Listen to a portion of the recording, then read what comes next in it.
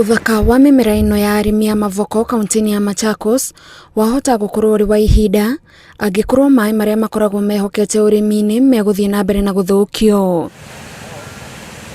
Mitaro ino ya mai kuma micii itiganite ikoragwo yonereirio ndemu-ini ya Kicheko iria niyo ngoro ya aikari aingi guku.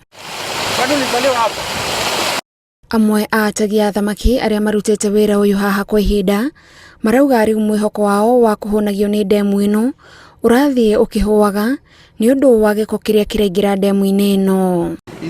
Hizi maplots zenye zimezingira hii maji zina pump sewage line yao kwa maji, so water has what we call termination, na tunapata hata ukitoka kwa maji unasikia mwili na inch na inawasha. Tumejaribu sana tuone kama watatusikiza, lakini tunaona kuna uregefu fulani ambao wako nayo.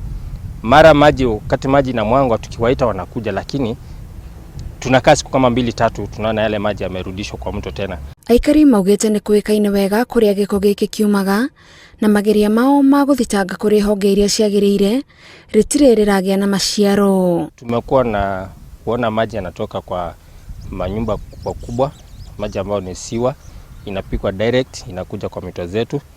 Tumeona pia maji ikipigwa kutoka kwa makampuni, maji ambayo iko na chemical inaletwe kwa mto, mahali ambapo sisi tunategemea ile mto kwa ukulima.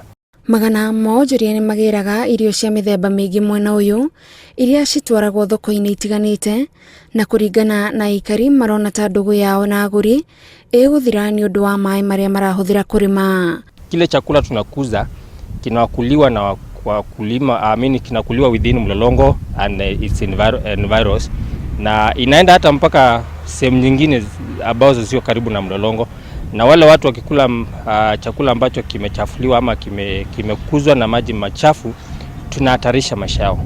Mwihoko wao ni ati ni meguteithika niguo ndemu ya Kicheko icokie riri wayo na ihote guthie na mbere na kumateithia ta mutugo. Handu-ini ha Inooro TV, njitagwo Gathoni Wanjihia.